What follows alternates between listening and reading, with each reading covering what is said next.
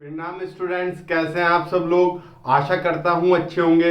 मैं अंकित शर्मा आपका स्वागत करता हूं आपके अपने परिवार फिजिक्स गुरु में। देखिए यहाँ पर पढ़ते हैं हम ग्रेजुएशन के लिए फिजिक्स और केमिस्ट्री। ये क्वांटम मैकेनिक्स चल रही है, उसमें आज हम पढ़ने वाले हैं लीनियर हार्मोनिक ऑसिलेटर, और आज हम साथ में हाइड्रोजन स्पेक्ट्रम भी करने वाले हैं। तो आज मैं आपसे लीनियर हार्मोनिक ऑसिलेटर की चर्चा करता हूं। लीनियर हार्मोनिक ऑसिलेटर में हेडिंग को लिख देता हूं। यहां पर दिख रहा नहीं, थोड़ा सा यहां पर दिख रहा है।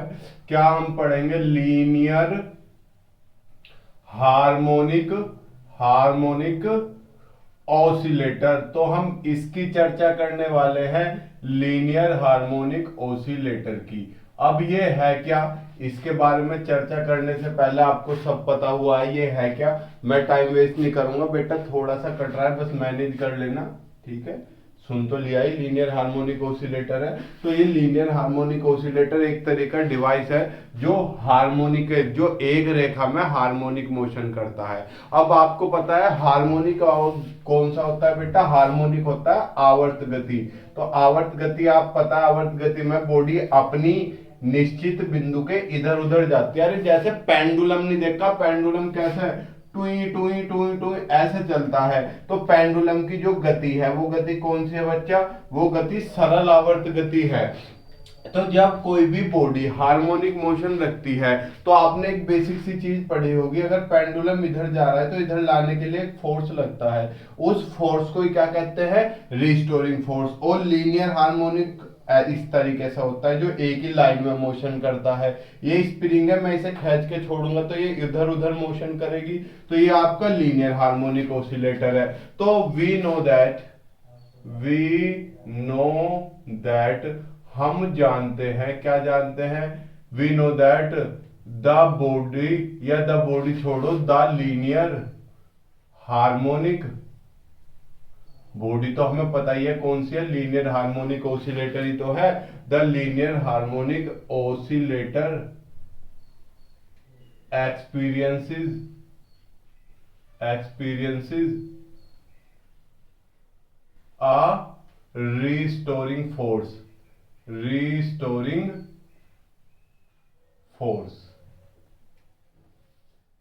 whose value is given by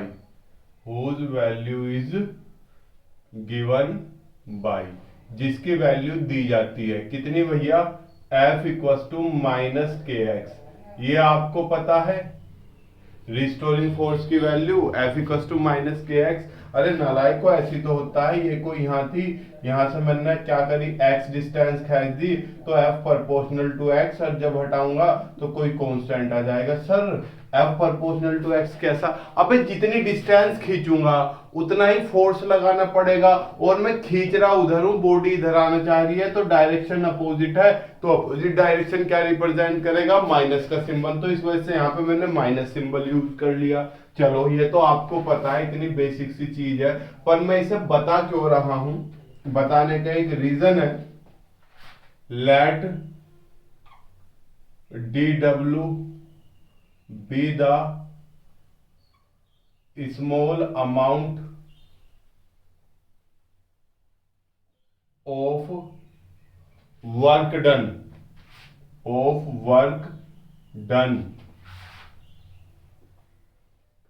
to displace oscillator small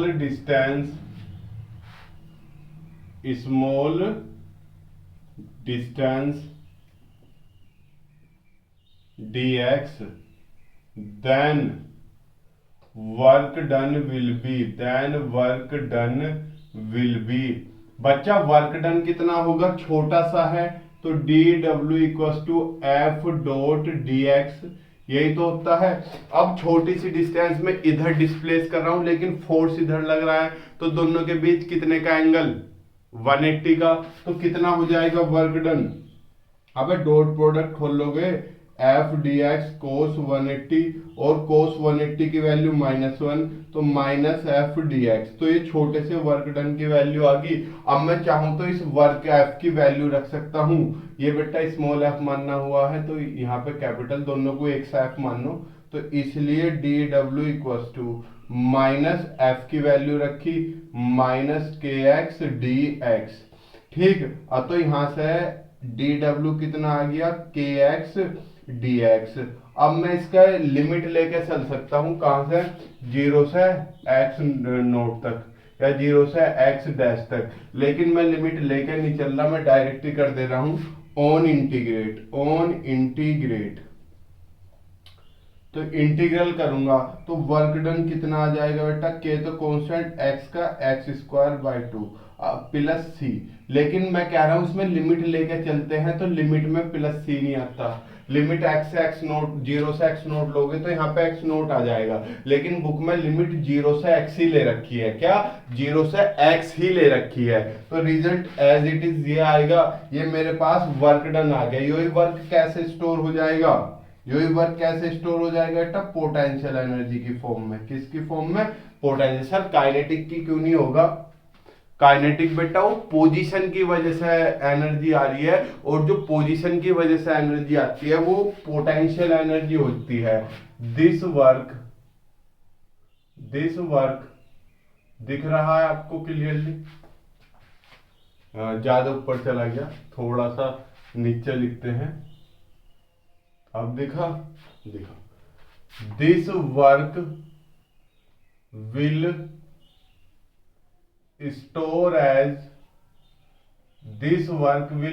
as यो वर्क स्टोर हो जाएगा कैसे, as potential energy. Sir potential energy कहां होती है, अब मैंने बताया है जब आप किसी फोर्स के अगेंस्ट वर्क कर रहे हो। जैसे आपने कहीं डोर देखे होंगे, दरवाजे खोलने वाले जिनमें ऑटोमेटिक बंद होने वाला होता है। तो जब आप उसे खोलने के लिए लगाते हो तो वो वापस आने की कोशिश करता है, तो वहां पे एनर्जी कौन सी है, पोटेंशियल एनर्जी। आपने धनुष तीर लिए, तीर को यहाँ पकड़ रखा, आप उसे छोड़ दोगे तो यहीं रुकेगा, आगे जाएगा, सर आगे जाएगा। तो यहाँ रोकने के लिए आपको फोर्स लगाना पड़ रहा है। तो ये फोर्स भी कैसे स्टोर हो जाएगा, पोटेंशियल एनर्जी। ऐसे ही यहाँ पे फोर्स बेटा अपोजिट लगाना पड़ रहा था, रीस्टोरिंग फोर्स, दोबारा से स्टोर करने वाला। तो यहाँ पे ये किस में स्टोर होगी, पोटेंशियल एनर्जी में स्टोर होगी। इसलिए बेटा पोटेंशियल एनर्जी क्या होगी आपकी, पोटेंशियल एनर्जी को नॉर्मली हम यू से रिप्रेजेंट कर रहे हैं, लेकिन हमने श्रोडिंगर इक्वेशन पढ़ी है, श्रोडिंगर इक्वेशन आपने पढ़ी है, d2 psi by D x square plus 8 pi square m e minus v। तो वहां पे हमने पोटेंशियल एनर्जी को v से रिप्रेजेंट किया हुआ है। तो इसलिए हमारे पास पोटेंशियल एनर्जी कितनी होगी, हाफ के एक्स स्क्वायर। ये हमारे पास पोटेंशियल एनर्जी होगी। ये मैंने आपको निकलवा के दिखाई है, क्यों, क्योंकि अभी तक लीनियर हार्मोनिक ऑसिलेटर के डेरिवेशन की कोई मेन शुरुआत नहीं हुई। लेकिन ये मैंने इसलिए बताया क्योंकि इसे हम पुट करेंगे वहां पर v की वैल्यू। ठीक, from Schrödinger's SCHRODINGERS Schrödinger's equation, कौन सी, टाइम इंडिपेंडेंट है ना, क्योंकि उसमें टाइम तो कहीं आ ही नहीं रहा जो हम ले रहे हैं। तो कौन सा, लीनियर मतलब वन डायमेंशनल। तो वन डायमेंशनल वाली इक्वेशन लगाएंगे तो d2 psi by D x square plus 8 pi square m e minus v into psi upon h square is equal to 0। यही तो है मेरे पास। अब आपको एक चीज यहाँ पे बेसिक सी पता है, लो इक्वल टू 0 यहाँ को लिखता हूं, क्या आपको पता है h बार होता है जिसे h कट बोल देता है, किसके, h अपॉन 2 पाई के।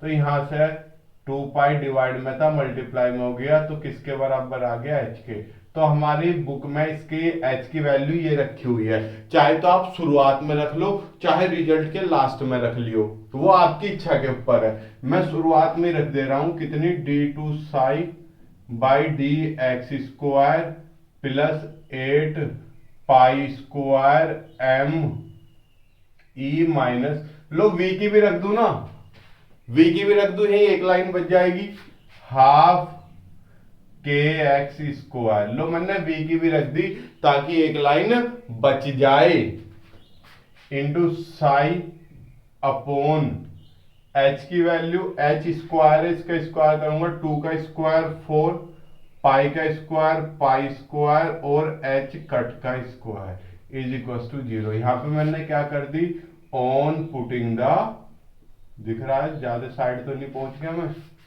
दिख रहा है, on putting the values of h and v, h और v की मैंने वैल्यू पुट कर दी। तो यहां देखो 4 से 8 कट गया, 2 टाइम्स पाई स्क्वायर से पाई स्क्वायर कैंसिल आउट, तो मेरे पास बचा क्या, d two psi by D x square plus 2m upon h cut का स्क्वायर e माइनस हाफ। अब ये जो k है मैं इसे ब्रेक कर रहा हूं किस चीज में, रूट के इंटू रूट के एक्स स्क्वायर। सर ऐसे क्यों किया, क्योंकि मुझे इस चीज की नीड है, इस वजह से मैंने ऐसा किया, और कोई इसके पीछे रॉकेट साइंस नहीं है। यहाँ देखो ये स्पेस खाली बच रहा है, इसे भी हम यूटिलाइज कर लेंगे। अब देखो यहां से यहां लिख रहा हूं मैं d two psi by D x square plus 2m upon h cut का स्क्वायर, मैंने क्या किया, रूट के यहां से कॉमन ले लिया। क्यों लिया, बस अभी दिल थाम के बैठो, डेरिवेशन ये भी टफ है, कल वाला तो महाभारत था, ये भी महाभारत है, इंपॉर्टेंट है। रूट के कॉमन, इसमें से तो कॉमन नहीं आ रहा, तो जिसमें से कॉमन नहीं आता उसके कहां पहुंच जाता है, अपॉन में, माइनस हाफ, इसमें से तो कॉमन आ रहा था, तो क्या बचा, रूट के बचा इंटू एक्स स्क्वायर बचा और साई बचा इज इक्वल टू 0।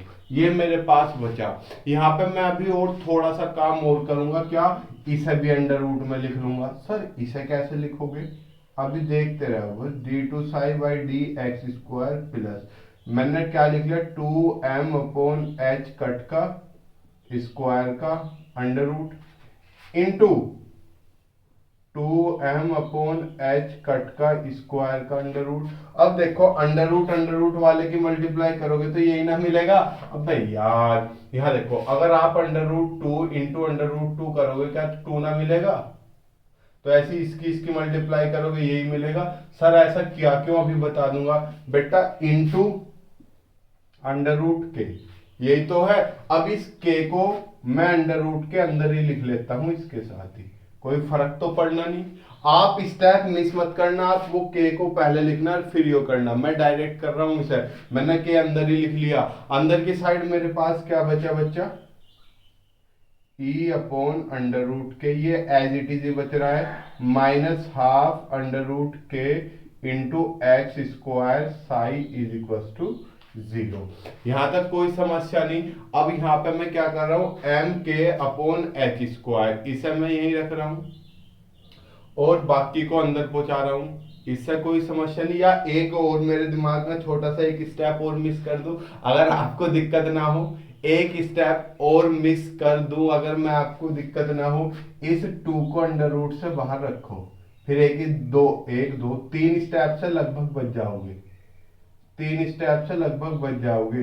इसे 2 को मैंने बाहर ही रखा और ये जो हिस्सा था इसे अंदर पहुंचा दिया, पहुंचा दो अंदर। यहां तो दिख रहा है, अभी दिख रहा है डी टू साई। अब हमारे लास्ट में एक स्टेप और बच जाएगा, मैंने ये बचा लिया यहाँ पे केवल एम के अपॉन एच कट का स्क्वायर का अंडर रूट, ये बचा लिया। इस हिस्से की अंदर मल्टीप्लाई करी तो 2 और e तो अंडर रूट से बाहर, मैंने क्यों बचाया, अब जैसे 2 जाएगा 2 से 2 कट जाएगा, यहाँ ये मैंने 2 बाद में ध्यान दिया कि इस 2 से हम इस 2 को काट देंगे, ठीक। अब जैसे अंदर जाएगा ये वाला हिस्सा, ये वाला, ये अंदर पहले इसमें और फिर इसमें, तो जब इसमें गया 2 और e तो अंडर रूट से बाहर, अंडर रूट में कौन है, m अपॉन एच कट और अंडर रूट के, तो क्या आ गया बच्चा, क्या आ गया बताओ, m अपॉन एच कट और k, m upon k h cut का स्क्वायर, दिख रहा है ना नीचे, माइनस जब इसमें जाएगा देखो 2 से तो 2 कट जाएगा, 2 से तो 2 कट जाएगा, बचेगा क्या, m और k तो अंडर रूट में, m k upon h cut भी अंडर रूट में, इंटू एक्स स्क्वायर, यही तो बचेगा, इंटू साई, साई ना भूल जाऊं मैं, ध्यान रखियो इस चीज का। वैसे गलती के चांसेस कम है, बड़े ध्यान से कर रहा हूं मैं, क्योंकि ये डेरिवेशन जहां भी गलती हुई सावधानी हटी दुर्घटना घटी इज इक्वल टू 0। आशा करता हूं इतना समझ में आया होगा। फटाफट पहले इसका स्क्रीनशॉट ले लो, ले लिया होगा, आप तो मुझसे ज्यादा एक्टिव हो, इधर का रफ कर रहा हूं। आज राइटिंग भी ठीक से आ रही है मेरी, पता नहीं क्यों स्लो स्लो कर रहा हूं ना आज, ताकि डेरिवेशन में कोई गलती ना हो, जब मैं भागा दौड़ी में रहता हूं, जब राइटिंग गंदी आती है। ठीक, अब यहाँ पे इसे थोड़ा सा सोल्व करने की कोशिश करता हूं, जिसके लिए मैं यहाँ पे कुछ इसे एज्यूम कर लेता हूं, इस हिस्से को कुछ एज्यूम कर लूं, और इस हिस्से को कुछ एज्यूम कर लो, और इस हिस्से को, अब ये हिस्सा और ये हिस्सा सेम है, तो इसे एज्यूम करूंगा, ये तो ऑटोमेटिक एज्यूम हो जाएगा। तो मैं यहाँ पे क्या कर रहा हूँ, लेट कर रहा हूँ, ज्यादा राइट में पहुंच गया, लेट, क्या लेट किया मैंने, एम के अपॉन एच कट का स्क्वायर, एम के अपॉन एच कट स्क्वायर क्या अंडर रूट, इसे मैंने क्या मान लिया, मैंने इसे मान लिया एल्फा स्क्वायर, क्या है ये, एल्फा, पोलियोग्रस्त एल्फा है बेटा, लो एल्फा स्क्वायर। इसे देख के कंफ्यूज नहीं होना, सर एल्फा स्क्वायर ही क्यों मानना, आपकी बुक में बेटा साई ई करके एप्सिलॉन भी मानना हुआ है कुछ बुक में, ताकि मैंने अल्फा इसलिए माना क्योंकि अल्फा जाना पहचानना सा लगता है, और मैं इस हिस्से को क्या मान लूं, एंड इस हिस्से को पूरे को 2e under root m upon k h cut square को मैंने क्या मान लिया, लो लैम्डा मान लिया, लैम्डा मान लिया, इसलिए इसलिए इसलिए मेरे पास ये इक्वेशन, दिस इक्वेशन बिकम्स, यह इक्वेशन बन जाती है, क्या बन जाती है बेटा, दिस इक्वेशन बिकम्स क्या, d2 psi by D x square plus, ये हिस्सा मैंने क्या मानना है, ये हिस्सा मानना है मैंने अल्फा स्क्वायर इंटू ये वाला हिस्सा क्या मानना है, लैम्डा माइनस ये वाला हिस्सा alpha square into x square into psi is equal to 0। ये मेरी मेन इक्वेशन आ गई। ये देखो, ये तुम्हें कैसी इक्वेशन लग रही है, ये इक्वेशन लग रही है एक डिफरेंशियल इक्वेशन, जिसका कुछ ना कुछ क्या होगा, एक सॉल्यूशन, इक्वेशन नंबर 1। आप चाहो तो यहाँ इक्वेशन मान के this the equation first becomes लिख सकते हो, मैंने यही डायरेक्ट इक्वेशन फर्स्ट मान रहा हूँ। फटाफट इसका स्क्रीनशॉट ले लो, ले लो क्या, अभी तो एक दो चीज और लिख लो, लेट यहां तक भर लो तब लिखते रहियो, let q is a position coordinate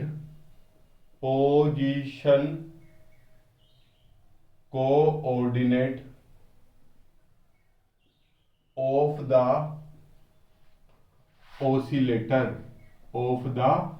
oscillator, ठीक, जो दो लित्र की स्थितियों में होने वाले परिवर्तन को प्रदर्शित करता है। हिंदी वाले लिख लो, माना कि क्यों 2 लित्र का एक स्थिति निर्देशांक है जो 2 लित्र की स्थितियों में होने वाले परिवर्तन को प्रदर्शित करता है, विच represents the changes happening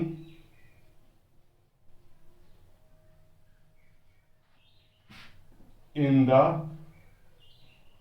position of oscillator, जो ऑसिलेटर की स्थिति में परिवर्तन को प्रदर्शित, अब जब क्यों पोजीशन वेक्टर है मतलब स्थिति सदिश है, तो जब मेरी स्थिति बदलेगी 2 लित्र की, तो उसकी भी तो स्थिति बदलेगी, तो इसका मतलब क्यों बराबर किसके बराबर है, अल्फा एक्स के, यही तो है। सर अल्फा तो आपने ये मानना था, ये अल्फा स्क्वायर है, ये अलग चीज है, ये अलग चीज है, तो सर दोनों को अलग अलग मान लो ना मुन्ना। बुक में एक है, मैं बुक के अकॉर्डिंग ज्यादा लेके चल रहा हूँ क्योंकि पिछली बार बच्चों ने कहा सर बुक के अकॉर्डिंग कराओ, बुक के अकॉर्डिंग कराओ। मैं अपने नोट्स में थोड़ा सा फेरबदल कर रहा हूँ इसलिए आपके लिए। On differentiate with respect to x, x के सापेक्ष अवकलन करने पर, तो d q by D x is equal to alpha, x का वन हो जाएगा। हैंस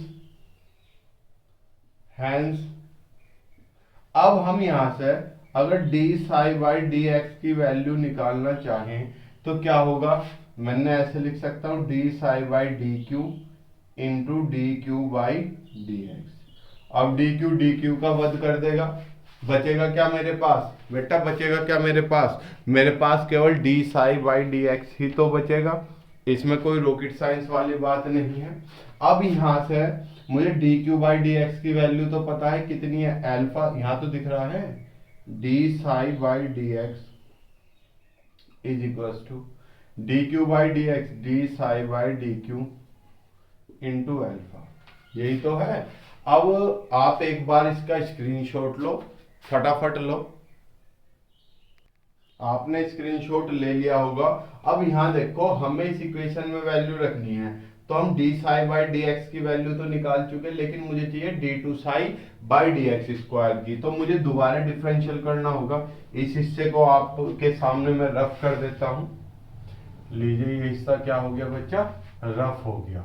अब मैं क्या कर रहा हूं, इसका अगेन डिफरेंशिएट करूंगा, तो इसका अगेन डिफरेंशिएट कराओ, क्या होगा अगेन डिफरेंशियल करने पे, again differentiate,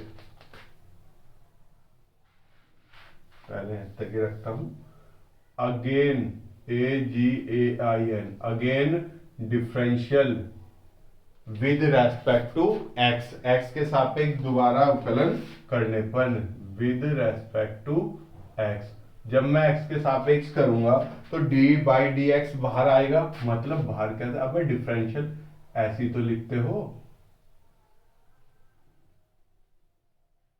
is equal to alpha constant है, कांस्टेंट है, अब देखो एम के एच, अब यहां पे देखो D psi by D Q के बाहर आएगा into D by D x d psi by D Q, यही तो होगा। अब ये तो क्या हो गया मेरा, d two psi by D x square is equal to alpha D by D q into d psi by D x. इससे कोई फर्क पड़ना, बताओ इससे कोई फर्क पड़ना है, अबे यार इन दोनों की लोकेशन चेंज कर दी, ऐसे सोच में पड़ जाते हो क्या कर रहा हूं। अब मुझे D psi by D x की वैल्यू पता है कितनी, alpha D psi by D Q, alpha D psi by D Q, तो यहां से D two psi by D x square is equal to alpha D by D Q, और मैं इसकी वैल्यू रखता हूं D psi by D x की कितनी, alpha D psi by D Q, alpha या D psi by D q into alpha, यही तो है। अब d psi by D x की वैल्यू क्या है, d psi by D q into alpha. अब एल्फा एल्फा कितना हो गया, d two psi by D x square is equal to alpha alpha alpha square, और ये कितना हो गया, क्यू के रेस्पेक्ट में हो गया ना, तो d two psi by D Q square. ये मैंने ऐसा क्यों किया अभी पता चल जाएगा बेटा, मैंने इसे एक कंपोनेंट में कन्वर्ट कर दिया, सिंपल वाले में। अब ये मान मैं किस में रख रहा हूं, इक्वेशन फर्स्ट में रख रहा हूं। ऑन पुटिंग दिस वैल्यू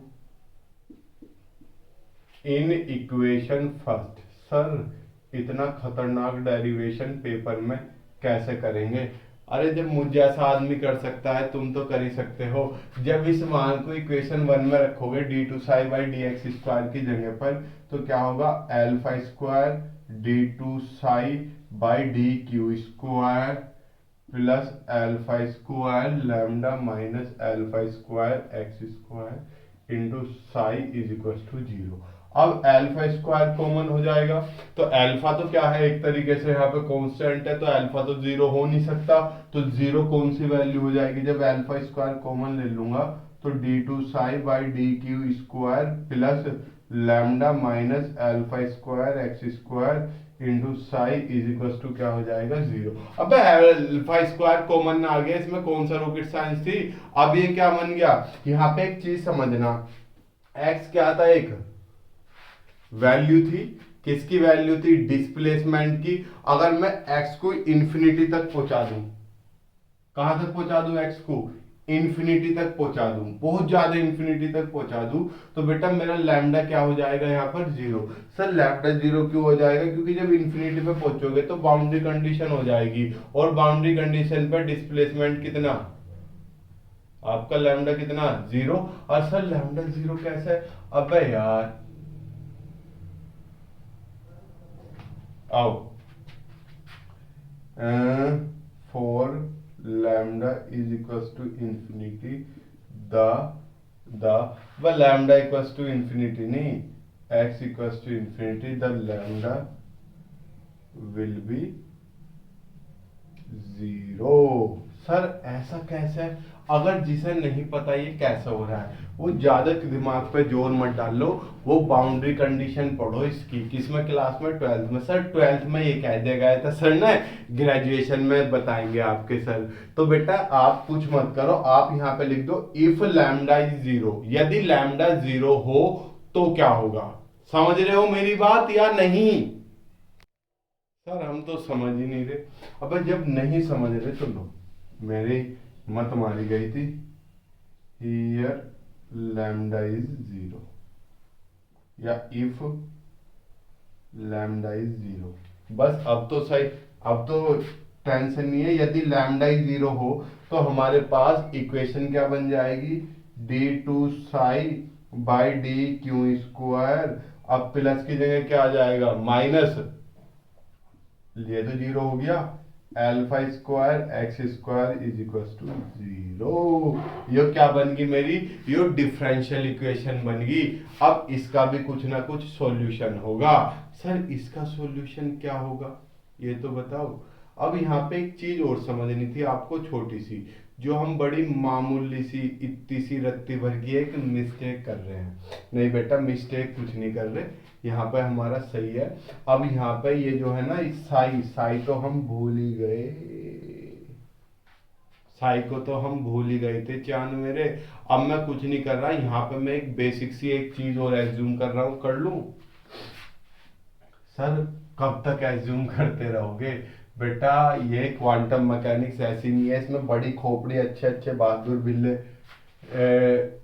दंग हो जाते हैं। एज्यूम करने की जरूरत क्या है, एज्यूम तो मैंने कर रखा है नालायको। ये ना रख Q equals to alpha X, तो Q equals to alpha X, ये है अल्फा स्क्वायर एक्स स्क्वायर, तो यहाँ पे क्या आ जाएगा, क्यू स्क्वायर ना आ जाएगा, दोबारा से एज्यूम करवा रहे थे, क्या आ जाएगा क्यू स्क्वायर, तो इसकी जगह क्या आ जाएगा क्यू स्क्वायर साई, ये आ गया। ये ऐसी इक्वेशन ना बन गई जैसी वो होती थी d2 psi by D x square minus omega square x. अब पता चला मैंने अल्फा स्क्वायर क्यों मानना था, क्योंकि ताकि यहाँ पे क्यू स्क्वायर आ सके और क्या बन सके, ये एक डिफरेंशियल इक्वेशन बन सके। This is the differential equation whose solution is given by, this is the differential, ज्यादा साइड में तो नहीं पहुंच गया, दिख रहा है, this is the differential equation whose solution is given by, whose solution will be लिख दो, इज गिवन बाय जरूर नहीं है। कितना बेटा, साई बराबर कितना, e की power minus Q square by 2। Sir ये क्या लिख दिया, अब ये नहीं होता था, e की पावर आई थीटा, e की power minus x by two, e की पावर माइनस e की पावर में सॉल्यूशन होते थे, तो यहाँ पे इसका सॉल्यूशन क्या होगा डिफरेंशियल इक्वेशन का, e की power minus Q square by.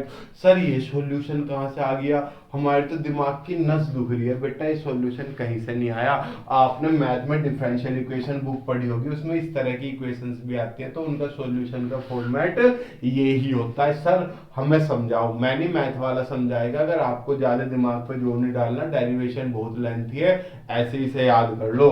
ठीक, अब मुझे किसकी वैल्यू चाहिए, इसके 2 बार डिफरेंशियल की वैल्यू चाहिए। तो मैं इससे क्या कर रहा हूं, on differentiate with respect to q, q के सापेक्ष डिफरेंशियल करने पर तो क्या होगा, d psi by D q is equal to e की पावर माइनस एक्स का e की पावर माइनस एक्स ही होता है इंटू क्यू स्क्वायर बाई 2 का करूंगा तो माइनस 1/2 तो कॉमन, क्यू स्क्वायर का 2q, ये 2 से 2 कट गया तो D psi by D Q कितना आ गया, माइनस क्यू e की power minus Q square by 2, यही तो आएगा। अब मुझे चाहिए 2 बार डिफरेंशियल, तो मैं अगेन डिफरेंशियल कर देता हूं, again differential, again differentiate with respect to q. तो इधर तो क्या हो जाएगा, D two psi by D Q square is equal to, minus तो बाहर लगा लूं या माइनस क्यू ही मान लो, ये माइनस क्यू क्या हो जाएगा मेरा फर्स्ट फंक्शन और ये क्या हो जाएगा सेकंड फंक्शन। तो फर्स्ट फंक्शन तो as it is differential of second, second का डिफरेंशियल करूंगा तो e की power minus Q square by 2 into minus 1/2 into 2q। अबे यही तो आएगा वापिस से, यही तो आएगा, कोई रॉकेट साइंस थोड़ी है। ठीक,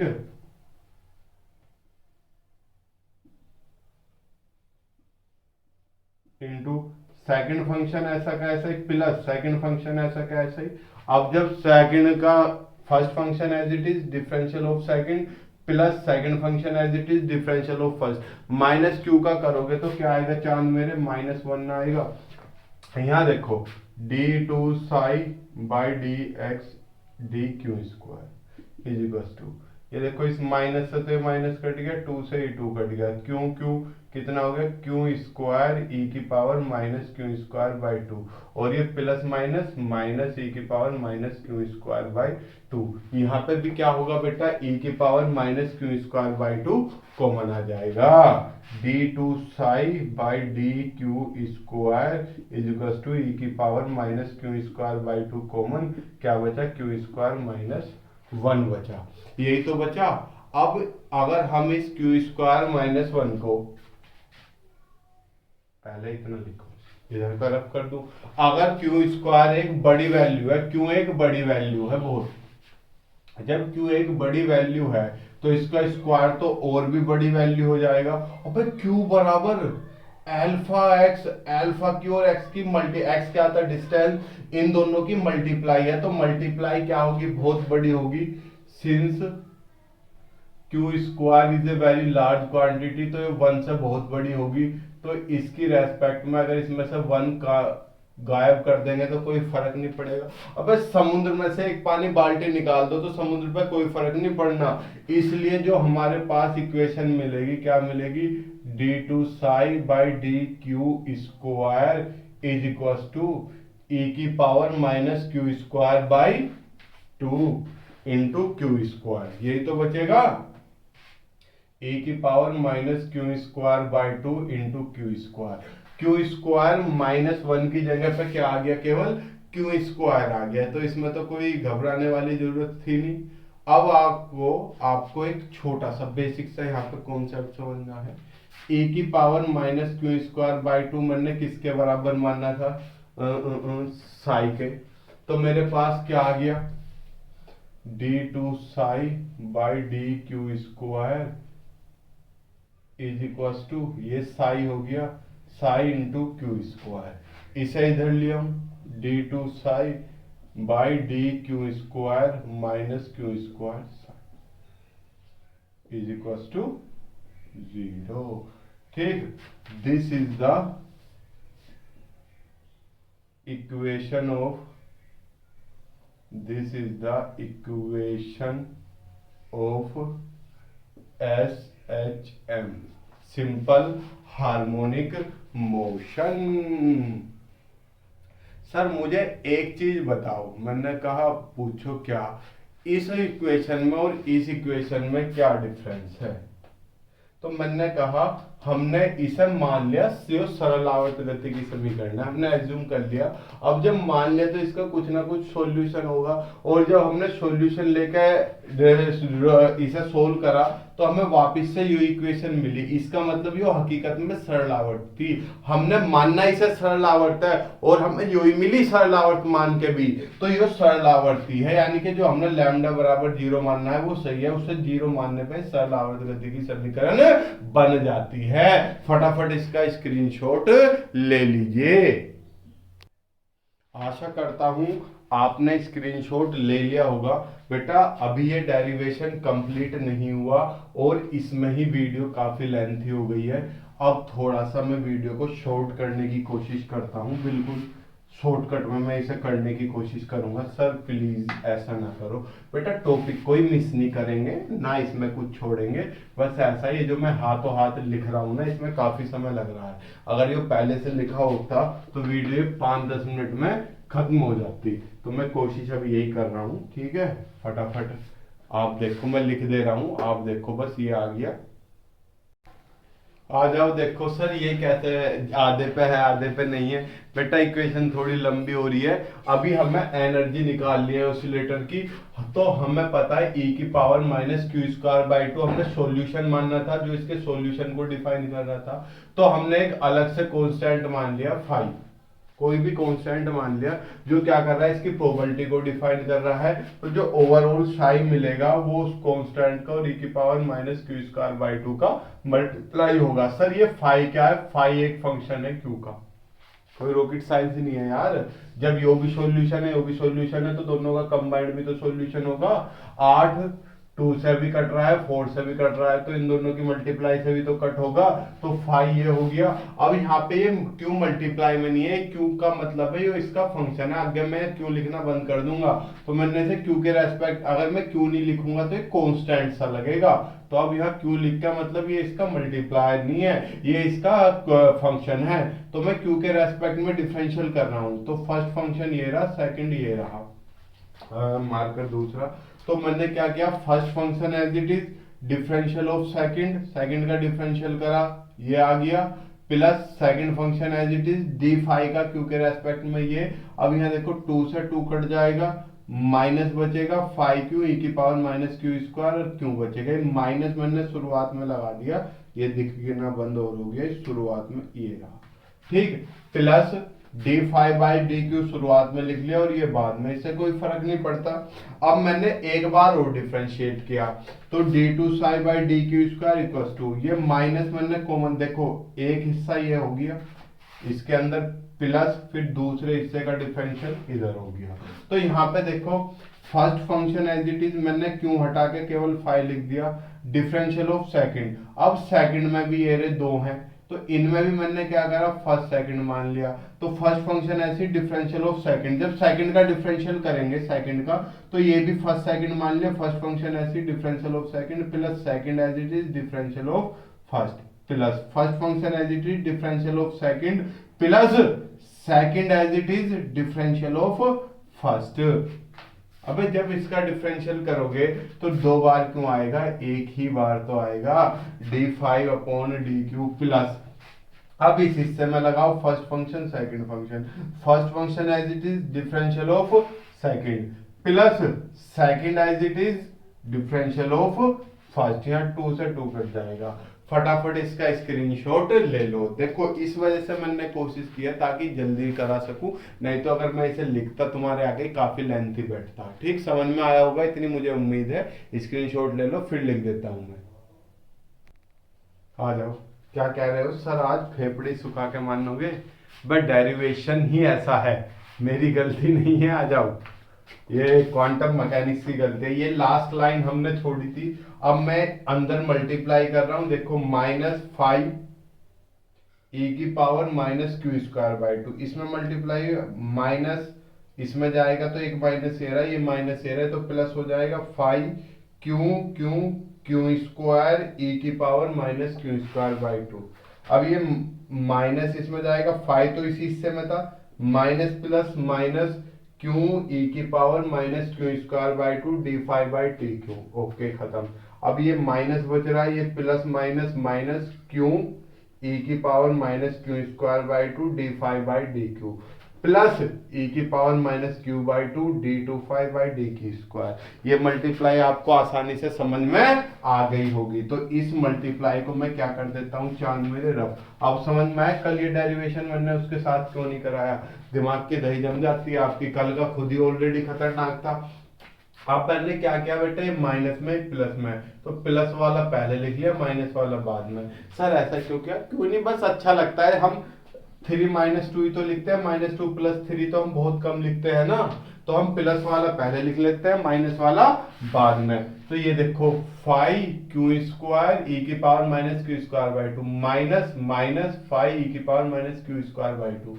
अब ये टर्म देखो, ये दोनों सेम है, क्यू ई की power minus Q square by two D five by D Q. तो ये एक एरिया ट्वाइस हो गया, प्लस ये टर्म एज इट इज। अब यहां देखो ए की power minus Q square by to इसमें भी है, दूसरा मार्कर कहाँ है, इसमें भी है, इसमें भी है और इसमें भी है।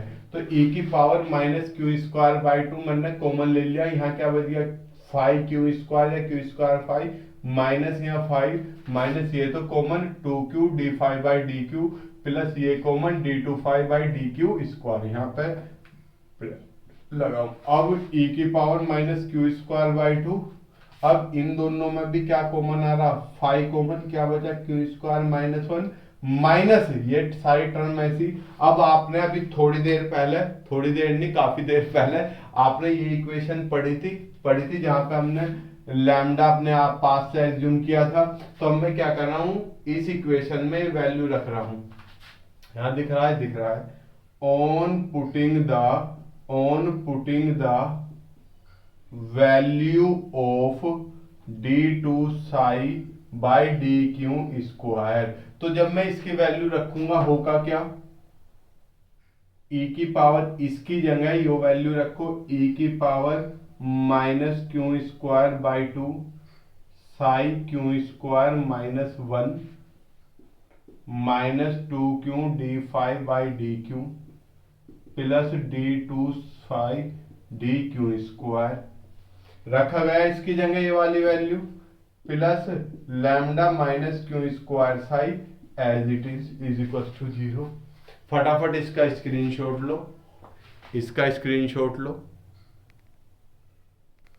खून चूसने क्यों डेरिवेशन आया, खून चूसने भाई खतरनाक डेरिवेशन है, बस लगे रहो, दिल थाम के बैठे रहो। एक अभी तो डेरिवेशन रह रहा है, नहीं रह रहा, खत्म होने वाला।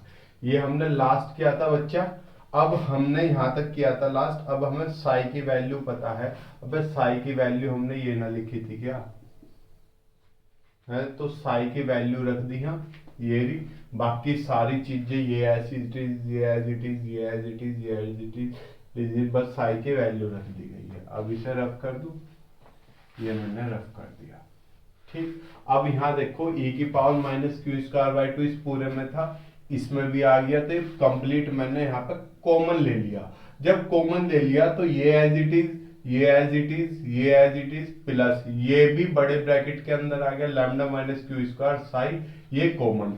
अब देखो इसमें भी फाई है और इसमें भी फाई है, तो मैं इन दोनों में से फाई कॉमन ले सकता हूँ, ये as it is phi q square minus one, इसमें से भी फाई कॉमन आ गया, तो क्या बचा lambda minus Q square minus ये एज इट इज और ये as it is equal to 0। अब ये क्यू स्क्वायर से तो क्यू स्क्वायर कट गया। अब मैंने इसे ऑर्डर में रख दिया, हायर ऑर्डर पहले, फिर उससे लो, और फिर ये फाइव वाला सबसे last lambda minus one five. अब ये तो 0 होने से रहा, तो ये वैल्यू किसके बराबर 0 के, d two five by D Q square minus two q D five by D Q plus lambda minus one into five is equal to 0। अब ये आपको आसानी से समझ में आ गई होगी, ये सरल दो लित्र की एक अवकल समीकरण है। दिस इज द, मार्कर कहाँ रख दिया यार, जेब में लिख कर, this is the differential equation of harmonic linear harmonic oscillator. ठीक, अब यहां पे फिर तुम्हारे सिर में दर्द होगा। ऑन सोल्विंग इट, इसे जब सरल करते हैं तो हम लैम्डा की वैल्यू आती है कितनी, ऑन सोल्विंग इट, यही लिख दूं, हाँ दिख रहा, lambda equals to 2n+1। Solve करने पे इसे लैम्डा की वैल्यू ये आती है। सर हमें कैसे पता, ये बेटा पता रखना पड़ेगा। ये वैल्यू क्या है, पॉइंट टू बी लर्न है, ये आपको लर्न करनी है। ठीक है, अब आपको लैम्डा की वैल्यू पता थी, कितनी थी, here here lambda equals to 2e/h cut √m/k। Sir ये वैल्यू कहाँ लिखी, जहां पे हमने क्या लिखा था बेटा, जहां पे हमने अल्फा स्क्वायर की वैल्यू लिखी थी और लैम्डा की, पीछे जाओ पेज पलटो, हमने लैम्डा की वैल्यू यही मानी थी, अपने पास से एज्यूम करी थी, इसलिए ये दोनों वैल्यू, ये भी लैम्डा की वैल्यू, तो इसे सोल्व करने पे निकलती है। सर सोल्व करके दिखाओ, सोल्व नहीं करना आपको, केवल इतना ही लिखना है। अब यहां से ये देखो, इसलिए सर पेपर में आ गया तो क्या पूरा करना पड़ेगा, अगर पूरा करना पड़ा तो ये तो 1 घंटे में यही होगा, नहीं बेटा ये 20 मिनट का टॉपिक है। आपको समझा समझा के बड़े, आज मैं लिख भी स्लो स्लो रहा हूं, तो इस वजह से थोड़ा सा क्या लग रहा है, साइन लग रहा है। तो यहां से मुझे एनर्जी निकाल लिया, मैंने क्या कहा था, एनर्जी ऑफ ऑसिलेटर। तो जहां पे हमने ये डेरिवेशन स्टार्ट करा था, अगर एनर्जी ऑफ ऑसिलेटर आता है तो आपको ये डेरिवेशन वहां से स्टार्ट करना है। ठीक, यहां से आपको पता है चूंकि ओमेगा किसके बराबर होता है, √k/m के बराबर होता है। यहाँ m/k तो 1/ओमेगा हो जाएगा, इसलिए 2e/h कट इंटू अपोन में ओमेगा भी 1/ओमेगा इज इक्वल टू 2n+1 हो गया। तो मुझे एनर्जी निकालनी है, यहाँ पे निकालना है एनर्जी, तो E इक्वल्स टू 2n+1, ये डिवाइड था, ये मल्टीप्लाई में, और ये मल्टीप्लाई में था, ये डिवाइड में। बुक में यहां तक नहीं कर रखा, बुक में थोड़ा सा और सोल्व कर रखा है, क्या, E इक्वल्स टू 2n/2 + 1/2। अरे इस 2 को अंदर पहुंचा दिया, इसके अपोन में और इसके अपोन में। ओमेगा कितना होता है आपका, 2π न्यू नहीं होता, अब ओमेगा बराबर 2π/t नियर 1/t क्या होता है, फ्रीक्वेंसी। तो omega 2π nu into H cut किसके बराबर था, h/2π के, यही तो था। यहाँ देखो 2π से 2π कैंसिल आउट हो गया, यहाँ इस 2 से ये 2 कैंसिल हो गया, तो E बराबर कितना आ गया, n+½ न्यू, एच की जगह मैं एच न्यू पढ़ रहा हूं, लो ये आ गई एनर्जी ऑफ अ ऑसिलेटर। तो अब आपको कोई भी संदेह नहीं रहना चाहिए। This is the total energy of a oscillator, this is the total energy of the oscillator. लिख लोगे, हैव स्पेस यहाँ, this is the total energy of a oscillator. लो जी, ये डेरिवेशन आखिरकार निमट गया, खींच दो फटाफट। स्क्रीनशॉट आपने ले लिया होगा। अब कई बार एग्जामिनर क्या करता है, यहाँ पे पूछ लेता है 0 पॉइंट एनर्जी बताओ। तो बेटा 0 पॉइंट एनर्जी खींचनी है, इफ n बराबर 0 तो E0 कितनी हो जाएगी, n की जगह 0, ½ h न्यू। ये क्या होता है, 0 पॉइंट एनर्जी होता है। इफ n बराबर 1 तो E1 आ जाएगा, 1 रखोगे, 2 एकम 2, 1 3/2 h न्यू।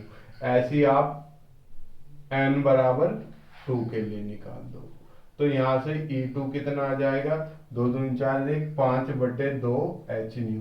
तो इनमें 0 पॉइंट एनर्जी कौन सी है, ½ h न्यू। ठीक, चलें यहीं पर हमारा डेरिवेशन खत्म होता है। हाइड्रोजन स्पेक्ट्रम और कराने की इच्छा थी, पर मुझे पता है आपका दिमाग इसमें ही घूम गया होगा, तो इसलिए अभी हम वो नहीं करा रहे, उसे हम नेक्स्ट क्लास में लेकर चलेंगे। छोटा सा 10-15 मिनट का टॉपिक है, उसे आज ही करा दूंगा, आज ही उसके लिए एक और वीडियो ला दूंगा, क्योंकि आज मैंने 11 बजे कहा था लेकिन मैं बिजी हो गया, तो इस वजह से इस वीडियो को अब ला रहा हूँ। एक नाइट में हाइड्रोजन स्पेक्ट्रम और कवर कर लेंगे। तब तक के लिए गुड लक, खुश रहिए, मुस्कुराते रहिए। जय हिंद, जय भारत, प्रणाम।